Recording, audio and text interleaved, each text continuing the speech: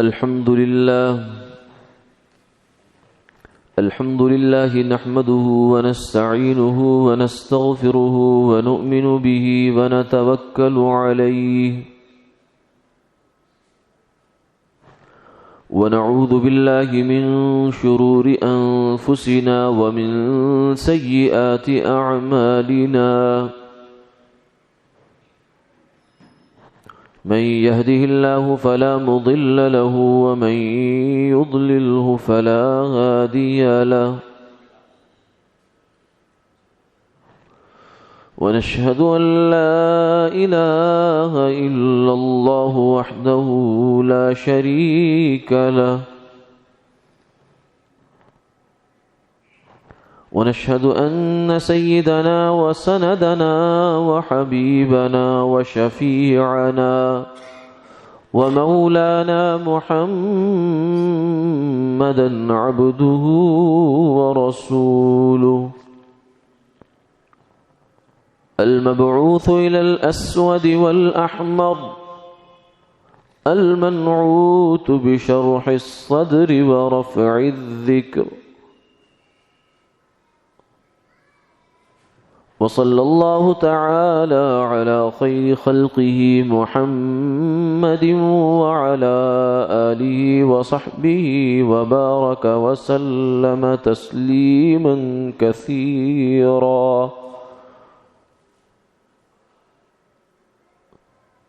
أما بعد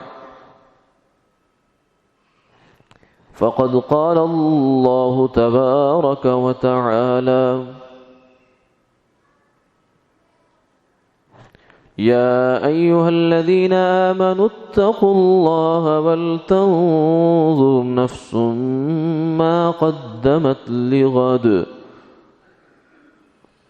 واتقوا الله إن الله خبير بما تعملون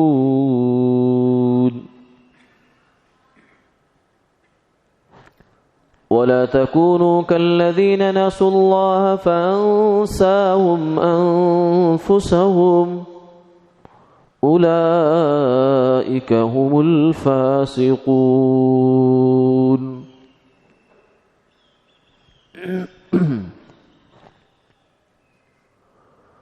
وقال النبي صلى الله عليه وسلم إن العبد ليحرم الرزق بالذنب يصيبه صدق الله العظيم وصدق رسوله النبي الكريم ونحن على ذلك لمن الشاهدين والشاكرين والحمد لله رب العالمين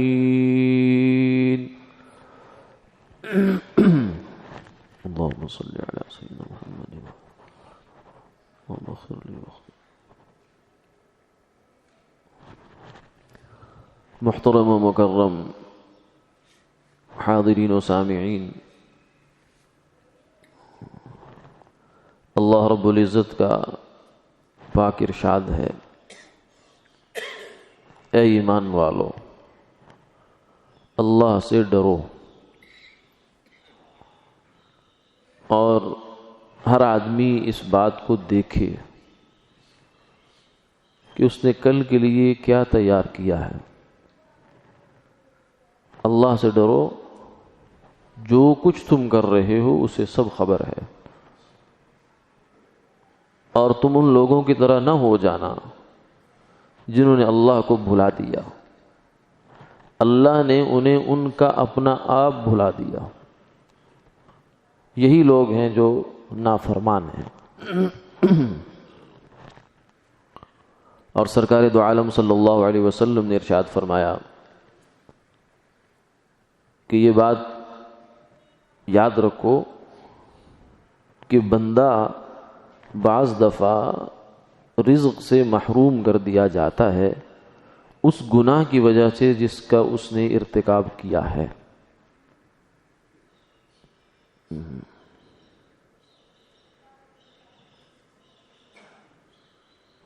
پہلی آیت میں جو اللہ تعالیٰ نے ارشاد فرمایا وہ ایمان والوں سے خطاب ہے، اے ایمان والو تم تقوی کی زندگی اختیار کرو، یعنی اللہ کو سامنے رکھ کر اپنی زندگی گزارو، معاشرے کو، رواج کو، برادری کو، یاروں کو، دوستوں کو سامنے رکھ کر زندگی نہ گزارنا۔ کیوں؟ کہ یہ تمہارے کسی کام نہیں آئیں گے۔ وما ادراک ما یوم الدین ثم ما ادراک ما یوم الدین یوم لا تملک نفس لنفس شیئا والامر یومئذ للہ۔ فرمایا کہ تمہیں کیا خبر ہے کہ قیامت کا دن کیا ہے؟ پھر کہتے ہیں تمہیں کیا خبر ہے کہ قیامت کا دن کیا ہے؟ یہ وہ دن ہے کہ جس دن کوئی جان کسی جان کا اختیار نہیں رکھے گی، کوئی کسی کی ذمہ داری نہیں اٹھائے گا۔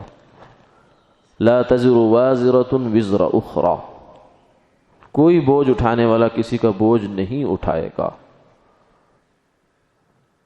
نہ صرف یہ کہ بوجھ نہیں اٹھائے گا بلکہ الاخلاء یومئذ بعضهم لبعض عدو، جگری دوست جن کے بغیر انسان کا ایک پل نہیں گزرتا، اور جن کے لیے اس نے کیا کچھ کیا ہوتا ہے، حلال کو حرام کیا، حرام کو حلال کیا، دن کو رات کیا، رات کو دن کیا، سیاہ کو سفید کیا، سفید کو سیاہ کیا، برا کیا، اچھا کیا، سب کچھ جن کے لیے کیا۔ کئی دفعہ کچھ لوگ کہتے ہیں کہ میں تو یہ کام نہیں کرنا چاہتا تھا لیکن میرا بڑا اچھا دوست تھا، بہت میرے اوپر اس کے احسانات تھے، اس نے کہا کہ یہ گناہ کر لے تو میرے سے پھر رہا نہ گیا، کیونکہ دوستی بہت پکی تھی میری اس کے ساتھ۔ تو جو پکی دوستی ہے نا، جس کے اوپر انسان جا کے مجبور ہو جاتے، اس کی بات ہو رہی ہے۔ الاخلاء، خلیل، جو جس کی اتنی محبت انسان کے دل میں ہو کہ اس سے بڑھ کر کسی کی محبت ہے ہی نہیں، ان کی بات ہو رہی ہے کہ یومئذ بعضهم لبعض عدو، یہ ایک دوسرے کے دشمن ہو جائیں گے، دشمن۔ ایک ہے نا کہ چلو دوستی ختم ہو گئی ہے کہ نارمل زندگی میں، وہ اپنی زندگی میں، آپ اپنی زندگی میں چلے گئے، ایک ہے دشمنی میں بدل جائے، قیامت والے دن یہ ہوگا۔ الا المتقین، ہاں صرف وہ دوستی، وہ تعلق جس کی بنیاد تقوی پر ہے، اللہ کے خوف پر ہے، اللہ کو راضی کرنے کے لیے جو تعلق دنیا میں ہوا وہ تعلق آخرت میں نبھائے گا ساتھ، وہی کام آئے گا وہاں جا کے۔ المرء مع من احبا، انسان کا حشر نشر اسی کے ساتھ ہوگا جس کے ساتھ اس کو محبت ہے۔ اور حضور نے یہ بھی فرمایا المرء علی دین خلیل، انسان اپنے دوست کے دین پر ہوتا ہے۔ کسی سے بات یہ بھی سمجھ میں انظر فلینظر احدکم من یخالل، فرمایا کہ تم میں سے ہر آدمی کو یہ سوچ لینا چاہیے کہ اس کی دوستی کس کے ساتھ ہے۔ اسی سے ایک بات یہ بھی معلوم ہو گئی کہ کچھ لوگ یہ کہتے ہیں کہ بھائی دین ہمارا پرائیویٹ مسئلہ ہے، ہماری یاری دوستی سب کے ساتھ ہے۔ یاری دوستی مسلمان کی مسلمان کے ساتھ ہو سکتی ہے، اس کے علاوہ نہیں ہو سکتی۔ ہاں تعلق ہو سکتا ہے، محبت کا تعلق نہیں ہو سکتا، مروت کا تعلق ہو سکتا ہے، پاسداری ہے، لحاظداری ہے، آپ اکٹھے رہتے ہیں، غیر مسلم بھی ہے، دوسرا بھی مذہب کا آدمی ہے، تو ہر وقت ہر آدمی کے ساتھ لڑائی کرنا یہ اسلام نہیں سکھاتا۔ اس کا ایک موقع ہے، جنگ ہے، میدان جہاد ہے، وہ جب موقع آئے گا پھر آئے گا، اس موقع پر پھر اسلام کہتا ہے کہ رعایت نہیں ہوگی۔ جنگ بدر میں سیدنا صدیق اکبر رضی اللہ تعالیٰ عنہ مسلمان تھے، ان کے بیٹے عبد الرحمن بن ابو بکر وہ غیر مسلم تھے، ابھی تک مسلمان نہیں ہوئے تھے۔ جنگ بدر میں مشرکین مکہ کی طرف سے وہ آئے، ادھر سے مدینہ منورہ سے ابو بکر آئے۔ بعد میں جب کئی مسلمان ہو گئے اور بہت ایک وقت گزر گیا تو کہنے لگے ابا جی ایک بات بتاؤں آپ کو؟ فرمایا ہاں بتاؤ۔ کہنے لگے جنگ بدر والے دن آپ میری تلوار کے نیچے آ گئے تھے، یعنی ایسا موقع بن گیا تھا کہ آپ کو نہیں پتا تھا کہ میں پیچھے سے آپ کے اوپر وار کر سکتا تھا، لیکن میں نے چھوڑ دیا ابا جی سمجھ کر۔ فرمایا کہ بیٹا اگر تو میری تلوار کے نیچے آتا تو میں نہ چھوڑتا تجھے۔ یہ ہے مسلمان کا معیار کہ میدان جنگ میں وہ پھر کسی کو نہیں دیکھتا، کسی کی نہیں سنتا جب وقت آئے گا، لیکن ہر وقت لڑائی یہ بھی کوئی شرافت نہیں ہے، نہ کوئی یہ اسلام کا تقاضا ہے۔ وہ جب ہے سو ہے۔ اس کے علاوہ معاشرے میں اکٹھا رہنا ہے، لین دین کے معاملات ہوتے ہیں، اڑوس پڑوس کے معاملات غیر مسلم کے ساتھ پیش آ سکتے ہیں، تو وہاں محبت کا تعلق منع ہے۔ محبت صرف مسلمان کے ساتھ ہے۔ اس کے علاوہ غیر مسلم کے ساتھ محبت کا تعلق یعنی ایسا ہی محبت جو دل کے اندر بس جائے، یہ نہیں ہونا چاہیے۔ وہ ظاہری مروت کا تعلق ضرور ہے، اخلاقیات کے ساتھ پیش آئیں۔ حضور نے بھی مدارات کی ہے، کافروں تک کا اکرام کیا ہے، بے اکرامی کا معاملہ نہیں کیا، لیکن یہ بات ذہن میں رکھیے کہ یہ اس کے اندر کفر ہے۔ ہاں اگر آج یہ کلمہ پڑھ لے تو میرا بھائی ہے، مجھ سے اچھا ہے، صرف ایمان کی بنیاد پر۔ ابو سفیان رضی اللہ تعالیٰ عنہ جو بعد میں مسلمان ہوئے، فتح مکہ کے موقع پر پہلے مشرکین مکہ میں سے تھے۔ صلح حدیبیہ کا معاہدہ ہوا، قریش کے ایک حلیف تھے، انہوں نے وہ معاہدہ توڑ دیا۔ حلیف علائی کو کہتے ہیں آج کل کی زبان میں۔ تو وہ حضور نے بندہ بھیجا کہ بھائی اب تمہارا معاہدہ ختم ہے، اب اس کے بعد اب ہم جنگ بندی کا جو معاہدہ ہوا تھا وہ ختم، اب دونوں ایک دوسرے کو دیکھیں گے۔ اب قریش کے لیے یہ معاہدہ اچھا نہیں تھا، ٹوٹنا اس کا۔ تو ابو سفیان جو ہے وہ مدینہ منورہ آئے اور آ کر معاہدہ تجدید کرنے کے لیے آئے۔ تو پہلے جو ہے وہ حضرت ابو بکر کے پاس، حضرت عمر کے پاس گئے، حضرت عمر نے کوئی نہیں بات سنی۔ حضرت ابو بکر کے پاس گئے، انہوں نے بھی کوئی بات نہیں سنی۔ انہوں نے کہا جنگ کی بات، معاہدے کی بات نہ کروں گی۔ حضور کے پاس ہے، حضور نے بھی ایسے ہی ان کو واپس کیا۔ تو وہ گھر گئے کیونکہ ان کی بیٹی جو تھی وہ آپ صلی اللہ علیہ وسلم کی زوجہ محترمہ ام المومنین ہے، ام حبیبہ رضی اللہ تعالی عنہا۔ گویا کہ وہ رشتے میں سسر بھی لگتے ہیں حضور کے، لیکن تھے کافر، غیر مسلم تھے ابھی تک۔ تو وہ جب گھر گئے، داخل ہوئے بیٹی کے گھر میں، چلو آیا ہوں ملتا ہوا چلا جاؤں، تو بیٹی نے جلدی سے جو حضور کا بستر تھا وہ لپیٹ دیا۔ تو کہنے لگی کہ بیٹی یہ کیا کیا تم نے؟ یہ بستر میرے لیے مناسب نہیں تھا یا کوئی اور بات تھی؟ کہنے لگے نہیں، بات یہ ہے کہ یہ بستر ہے حضور صلی اللہ علیہ وسلم کا اور آپ ابھی تک کافر ہیں۔ باپ کا رشتہ ہے، بیٹی کا رشتہ ہے، تو جہاں کفر اسلام کی بات آ جائے گی، ایمان کی بات آ جائے گی، وہاں پھر مسلمان کسی کی نہیں سنتا۔ لیکن تعلقات رکھنا، مروت کا تعلق رکھنا یہ منع نہیں ہے۔ اس لیے فرمایا کہ المرء علی دین، یہ کیوں منع ہے؟ وجہ اس کی یہ ہے کہ جب انسان دلی تعلق کسی کے ساتھ قائم کرتا ہے تو اس کے لیے اس کا نرم گوشہ پیدا ہوتا ہے، پھر وہ رفتہ رفتہ یاری بڑھتی ہے، دوستی بڑھتی ہے، محبت بڑھتا ہے، تو کرتے کرتے کرتے دونوں میں سے جو مضبوط ہوتا ہے دوسرے کو کھینچ لیتا ہے۔ المرء علی دین خلیلی، فرمایا کہ آدمی اپنے دوست کے دین پر ہوتا ہے۔ فَلْيَنظُرْ أَحَدُكُمْ مَنْ يُخَالِلُ، تم میں سب ہر بندے کو چاہیے کہ دیکھے کہ کس کے ساتھ اس کی دلی دوستی ہے۔ اگر اس کی دلی دوستی مسلمانوں کے ساتھ ہے تو وہ اطمینان کی بات ہے، لیکن اگر غیر مسلم کے ساتھ ہے تو پھر خطرے کی بات ہے۔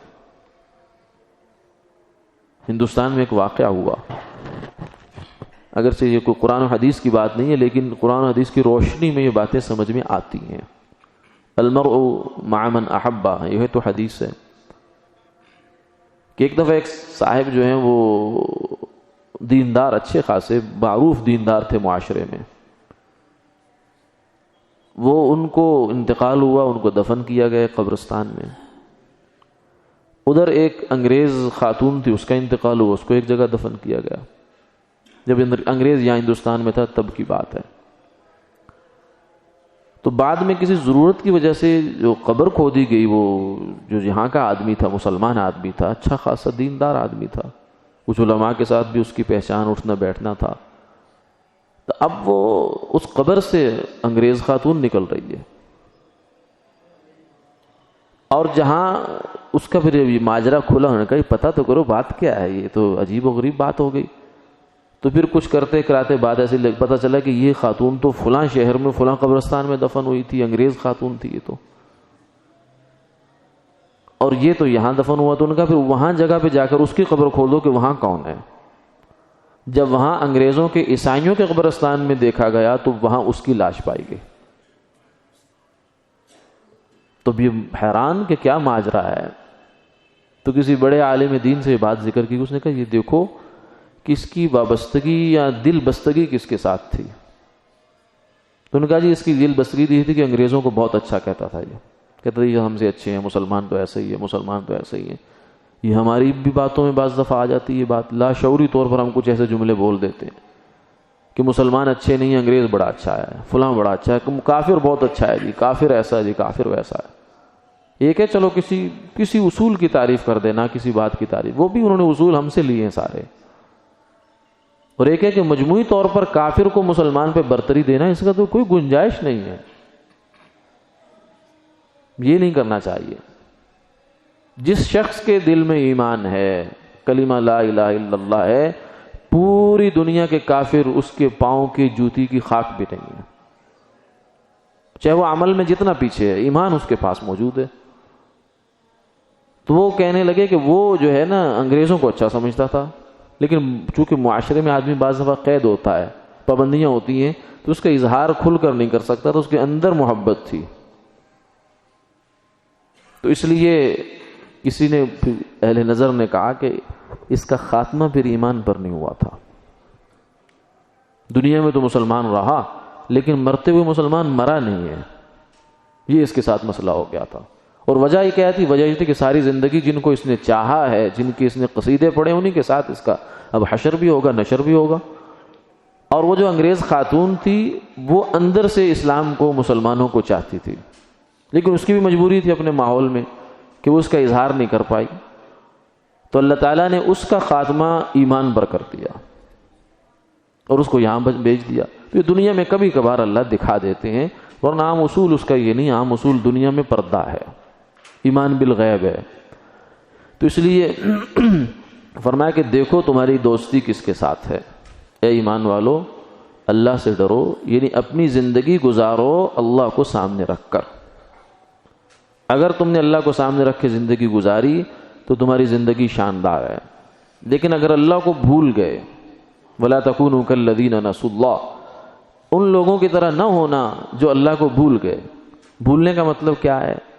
ایک مطلب تو یہ ہے کہ انہوں نے ایمان ہی نہیں لایا. سب سے اعلیٰ درجہ اللہ کو بھولنے کا، سب سے گھٹیا درجہ تو یہ ہے کہ انسان اللہ کو مانے ہی نہ. یہ کائنات کس نے بنائی؟ کہتے خود بخود بن گئی. سائنس کے قوانین ہیں، فطرت کے قوانین ہیں، وہ ان سے یہ کائنات خود بخود وجود میں آ گئی ہے. حالانکہ اس آدمی سے یہ پوچھا جائے کہ تمہیں اس کو کسی صحرا میں لے جائیں، کسی جنگل میں لے جائیں، اور وہاں جا کر اس کو ایک خوبصورت سا مکان دکھائیں اور پوچھیں یہ کس نے بنایا ہے، تو کہے گا کوئی معمار ہوگا اور بڑا ماہر کاریگر ہے جس نے بنایا ہے. تو کہ نہیں یہ کسی نے نہیں بنایا، یہ میں نے کل میں یہاں آیا تھا نہیں تھا، اور آج میں نے دیکھا تو یکا یک کھڑا ہو گیا ہے مکان، میری آنکھوں کے سامنے خود بخود کھڑا ہو گیا. تو کہے گا کیا بات کرتے ہو، مکان ہے، اینٹیں اس میں جڑی ہیں، گارا لگا ہے، سب چیزیں بنی ہیں، تو یہ خود بخود کیسے ہو سکتا ہے؟ قطعاً نہیں مانے گا. لیکن یہ ساری کائنات، یہ آسمان، یہ زمین، یہ اتنی وسیع فضا خلا، یہ کہتے ہیں خود بخود وجود میں آ گیا. اس سے بڑی بے عقلی کیا ہو سکتی ہے؟ تو اللہ کو بھولنے کا ایک درجہ تو یہ ہے. پھر اس کے بعد اگلا درجہ یہ ہے کہ اللہ کے ساتھ شرک کرتا ہے انسان. وما قدر اللہ حق قدری، اللہ کو جیسا پہچاننا چاہیے، جو اس کو مرتبہ دینا چاہیے وہ نہیں دیتا. یہ مشرک ہو جاتا ہے، یہ بھی کفر کر جاتا ہے، یہ بھی ہمیشہ ہمیشہ کے لیے جہنم میں رہے گا. پھر اس سے نیچے درجہ یہ ہوتا ہے کہ اللہ کو مان تو لیا اس نے، ایمان ٹھیک ہے، لیکن اپنی زندگی میں اللہ کو بھول جاتا ہے. زندگی کے کچھ چیزوں میں یاد بھی رکھتا ہے، 5 وقت کی نماز ہوتی ہے، اذان ہوتی ہے، آ جاتا ہے مسجد میں، لیکن جب بات آتی ہے معاشرت کی، معیشت کی، تو وہاں بھول جاتا ہے. دکان پر جا کر اللہ کو بھول جاتا ہے. یعنی اللہ کا حکم ہے سود نہ لو، کہتا ہے اس کے بغیر کاروبار نہیں چلتا. اللہ کا حکم ہے رشوت نہیں دینی، رشوت نہیں لینی، الراشی والمرتشی کلاہما فی النار، رشوت لینے والا رشوت دینے والا دونوں جہنمی ہیں۔ کہتا ہے جی اس کے بغیر تو کام ہی نہیں چلتا، ماحول بہت خراب ہو گیا۔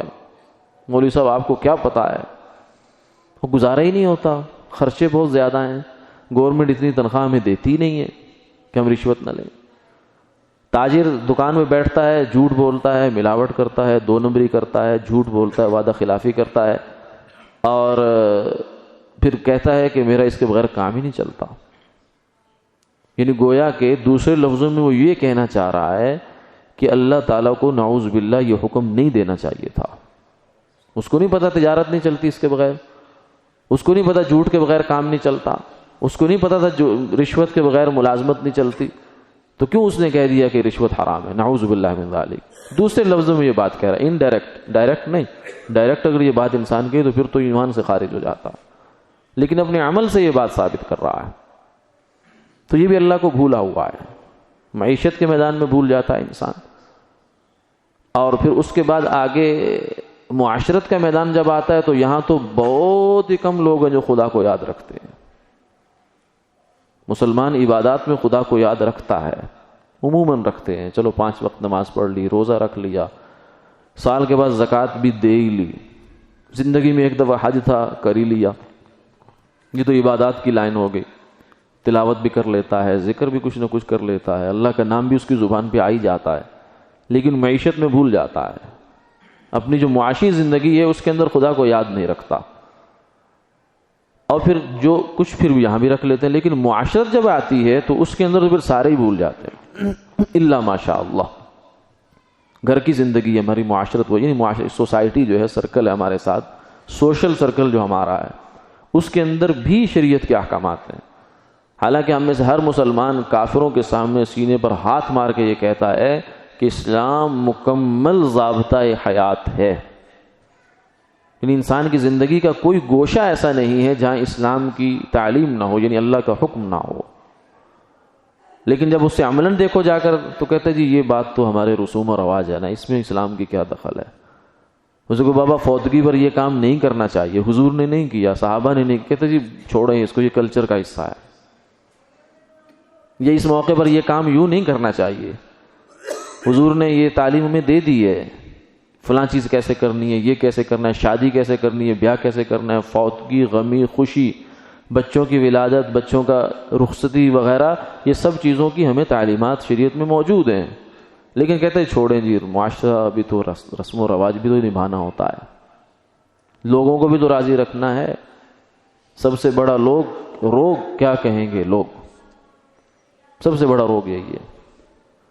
حالانکہ حضور نے فرمایا من التمس رضا الناس، من التمس رضا اللہ بسخط الناس کفاہ اللہ مؤونۃ الناس، جو بندہ لوگوں کو کی پرواہ کیے بغیر اللہ کو راضی کرنے کی کوشش کرتا ہے، یعنی اپنی زندگی کے مقصد کو پہچان لیا کہ مجھے دنیا میں لوگوں کو راضی کرنا میرا مقصد نہیں ہے، یہ میری ضرورت ہے، مقصد میرا اللہ کو راضی کرنا ہے، کیونکہ میں نے رہنا تو یہی ہے، آخر اسی معاشرے میں جینا ہے، انہی بیوی بچوں کے ساتھ، انہی بہن بھائیوں کے ساتھ، اسی پڑوسی کے ساتھ، اسی کلیگ کے ساتھ، اسی دوست کے ساتھ گزارا تو کرنا ہے، میں نے جنگل میں تو جا کے نہیں بیٹھ جانا، لیکن میری ترجیح اللہ کو راضی کرنا ہے، تو جہاں تک میں اللہ کو راضی کر سکوں گا کروں گا، اور جہاں اللہ کی رضا کے ساتھ ساتھ مجھے معاشرے کو بھی راضی کر سکتا ہوں وہ بھی کروں گا۔ کچھ لوگ اس کا یہ مطلب بھی سمجھ لیتے ہیں، یہ بھی غلو ہوتا ہے کہ معاشرے کو ہمیشہ ناراض ہی کرنا چاہیے، یہ بھی غلط بات ہے۔ معاشرے کو ناراض کرنا یہ کوئی مقصد نہیں ہے، اللہ کو راضی کرنا مقصد ہے، اس کے ساتھ اگر معاشرے کو راضی کرنا بھی ہم کر سکتے ہیں تو ضرور کرنا چاہیے، اس سے اللہ بھی راضی ہو جاتے ہیں۔ فرمایا کہ تمہاری جو ہے وہ معاشرت کے اندر ایسی چیزیں ہیں کہ جہاں تمہیں صدقے کا ثواب ملتا ہے، حتیٰ کہ اگر بیوی کے منہ میں لقمہ توڑ کر تم رکھو گے تو اس پر بھی صدقے کا ثواب ملے گا۔ اب دیندار ہونے کا یا اللہ کو راضی کرنے کا یہ مطلب نہیں کہ بیوی کے ساتھ آدمی منہ بنا کے بیٹھ جائے اور اپنی معاشرت کو جو ہے وہ اپنی اتنا تلخ کر لے کہ یہ زندگی اس کی جہنم بن جائے۔ معاشرت ہماری ضرورت ہے، اس کو خوشگوار رکھنا ہے، لیکن خوشگوار اس شرط پر نہیں کہ اللہ ناراض ہو جائیں، کیونکہ اگر اللہ ناراض ہو گئے تو پھر اس معاشرت میں ہمیں سکون نہیں مل سکتا۔ وَلَا تَكُونُوا كَالَّذِينَ نَسُوا اللَّهَ فَأَنسَاهُمْ أَنفُسَهُمْ. اگر تم نے اللہ کو بھلا دیا تو اللہ تمہیں تمہارا اپنا آپ بھلا ڈالیں گے. تم کہو گے مجھے کچھ سمجھ نہیں آ رہی میرے ساتھ کیا ہو رہا ہے, کہاں سے ہو رہا ہے, کیوں ہو رہا ہے, یہ ہو رہا ہے, وہ ہو رہا ہے. یہ اسی وجہ سے ہوتا ہے, انسان کو سرا ہاتھ نہیں آ رہا ہوتا, ایسا الجھا دیا جاتا ہے اس کو. تو اس لیے اصل مقصود ہماری زندگی کا اللہ کو راضی کرنا ہے, اور اس کے ساتھ ساتھ ہم نے حقوق بھی ادا کرنے ہیں. بیوی بچوں کے حقوق ہیں, ماں باپ کے حقوق ہیں, بہن بھائیوں کے حقوق ہیں, پڑوسی کے حقوق ہیں. یہ پورا معاشرت کا باب ہے شریعت کے اندر. لیکن ترجیح اللہ کو ہے, اللہ ہماری پہلی ترجیح ہونی چاہیے. من التمس رضا اللہ بسخط الناس. اگر اس دوران اللہ کا حکم ایک آ گیا لیکن ہمیں معاشرہ کچھ اور ڈیمانڈ کر رہا ہے, شریعت کا حکم کچھ اور ہے, ایسے موقع پر کلیش آ گیا آپس میں, تو اب ہمیں کیا کرنا ہے؟ سب سے پہلے تو ہم شریعت سے پوچھیں گے کہ دیکھو کتنی رعایت ہو سکتی ہے, گنجائش ہو سکتی ہے. کیونکہ حکم کا ایک درجہ آئیڈیل کا ہوتا ہے, ایک درجہ گنجائش کا بھی ہوتا ہے. کچھ لوگ 33 نمبر پہ پاس ہوتے ہیں, کچھ 100 نمبر لے کے پاس ہوتے ہیں. تو اگر ہم اللہ کے حکم میں کوئی ہمیں گنجائش ملتی ہے تو لے لیں گے, اور اس کے ساتھ معاشرے کو چلو ایڈجسٹ کر لیں گے. لیکن اگر شریعت میں کہیں گنجائش نہیں ہے تو پھر ترجیح خدا ہونا چاہیے. مسلمان آدمی کی ترجیح اللہ ہے, لا الہ الا اللہ. کسی سے اس کی کوئی مفاد وابستہ نہیں ہے, کوئی اس کے کام نہیں آئے گا قیامت والے دن. وہ دوست, وہ یار, وہ بیوی, وہ بچے, وہ بہن, وہ بھائی, وہ ماں, بلکہ باپ. یوم یفر المرء من اخیہ وامہ وابیہ وصاحبتہ وبنیہ لکل امرئ منہم یومئذ شأن یغنیہ یود المجرم لو یفتدی من عذاب یومئذ ببنیہ. فرمایا اس دن انسان بھاگے گا, آدمی بھاگے گا. کس سے بھاگے گا؟ ماں سے, باپ سے, اولاد سے, بیوی سے, اپنے قبیلے سے, اپنے دوستوں سے. جو تعلق دنیا میں اس کا تھا سب کو دیکھ کر بھاگ جائے گا کہ کہیں میرے سے نیکی نہ مانگ لیں گے. اور یہ تو چلو بھاگنا ہوا. دوسری جگہ فرمایا یود المجرم, جس کا جہنم میں جانے کا فیصلہ ہو گیا نا, وہ یہ دل سے خواہش کرے گا, صرف زبان سے نہیں, دل سے چاہے گا. یودو, یہ اس کی ترجیح ہوگی اور خواہش ہوگی کہ میری جگہ میری ماں کو جہنم میں ڈال دو, میری جگہ میرے باپ کو ڈال دو, میری بیوی کو ڈال دو, میرے بچوں کو ڈال دو, ساری زندگی ساری انسانیت کو اٹھا کے جہنم میں ڈالو, مجھے بچاؤ یہاں سے. وَمَنْ فِي الْأَرْضِ جَمِيعًا ثُمَّ يُنْجِيهِ. ساری زمین پہ جتنے لوگ آئے ہیں سب کو جہنم میں ڈالو, مجھے بچاؤ, مجھے بچاؤ. تو جو آدمی ان کے لیے اللہ کو ناراض کر بیٹھے گا تو قیامت والے دن تو یہ کام نہیں آئیں گے. تو کتنا بڑا خسارہ اٹھایا. حالانکہ اللہ تعالیٰ خود فرماتے ہیں کہ جو مجھے راضی کرے گا اور لوگوں کی ناراضگی کی پرواہ نہیں کرے گا, کفاہ اللہ مؤونۃ الناس, اللہ تعالیٰ لوگوں کا بوجھ بھی اس سے ہٹا دیں گے. کیونکہ بوجھ ہٹانا, بوجھ ڈالنا یہ اللہ کا کام ہے. اس کے لیے تو یہ بائیں ہاتھ بھی تو نہیں, اس کے تو ایک امر کن کا کھیل ہے کہ لوگوں میں ایک انسان کی وہ عزت بنا بھی دیتا ہے اور ایک لمحے میں عزت گرا بھی دیتا ہے, خاک میں ملا دیتا ہے. وَتُعِزُّ مَن تَشَاءُ وَتُذِلُّ مَن تَشَاءُ بِيَدِكَ الْخَيْرُ. جس کو چاہتا ہے عزت دے دیتا ہے, جس کو چاہتا ہے ذلت دے دیتا ہے. تو فرمایا کہ اگر تم لوگوں کو ناراض کر لو میری رضا کے لیے, جہاں میری گنجائش نہیں ہے میرے حکم کو چھوڑنے کی, تو میں تمہیں لوگوں سے بچاؤں گا. وَمَنِ الْتَمَسَ سُخْطَ اللَّهِ بِرَضَى النَّاسِ. اور جس آدمی نے لوگوں کو راضی کرنے کے لیے اللہ کی ناراضگی مول لے لی, وَكَّلَهُ اللَّهُ إِلَى النَّاسِ. اللہ اس کو اپنے سے کاٹ دیتے ہیں اور کہتے ہیں جا لوگوں کے حوالے ہے, تو اب معاشرہ تیرا فیصلہ کرے گا. تجھے کوئی بھائی تنگ کرتا ہے تو کرتا رہے, تو نے بھی تو اس کو راضی کرنے کے لیے میرا حکم توڑا تھا.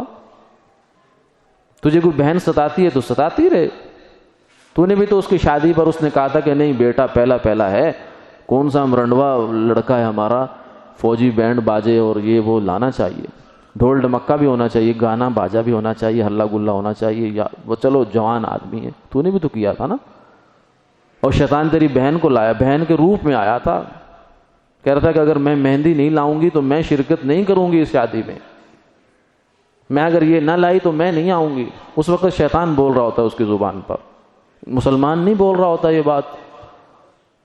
یہ نہ کہا کریں کہ میری بہن غلط بات کر رہی, اس وقت اس کے اندر شیطان آیا ہوا ہے.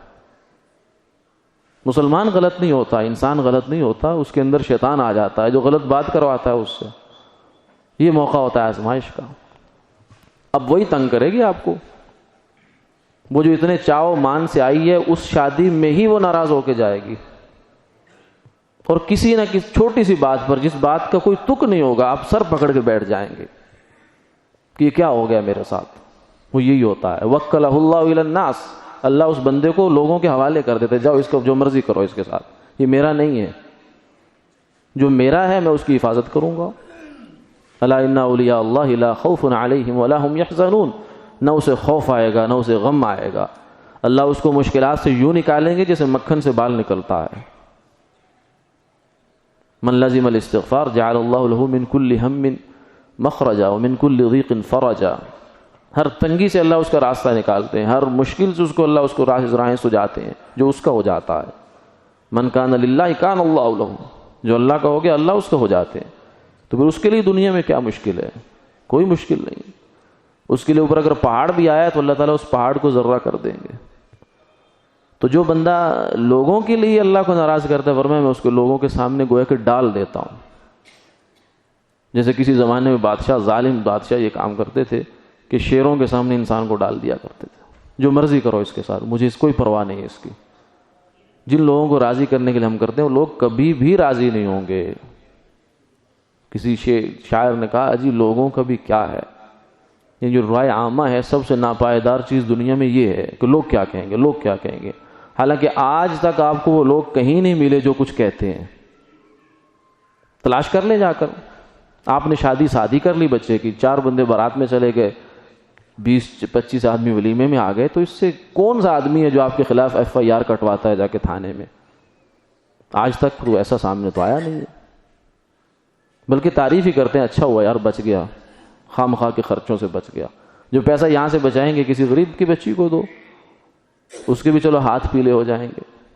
اتنی فضول خرچیوں میں ہم لگاتے ہیں. تو اس لیے لوگوں کا بھی کیا ہے، لوگوں نے تو مریم پہ بھی الزام دھرا ہے. لوگ تو باتیں کرنے سے باز نہیں آتے، لوگوں کو چھوڑو. ہمارے یہاں بزرگ تھے لاہور میں، بڑے بزرگ، حضرت شیخ التفسیر حضرت لاہوری رحمۃ اللہ علیہ، فرماتے تھے اللہ کو برادری کی رضا کے لیے راضی کرنے کے لیے اللہ کو ناراض نہ کرنا. کیوں؟ اس لیے کہ اللہ ناراض ہو گئے وہاں سے تو تم گئے. اور برادری کا معاملہ میں تمہیں بتاتا ہوں کہ اگر تم اپنی ران کے کباب بھی ان کو کھلا دو تو بھی راضی نہیں ہوں گے تم سے. تو اس لیے جس نے راضی ہونے ہی نہیں اس کو راضی کرنے کی کیا فکر کرنی ہے.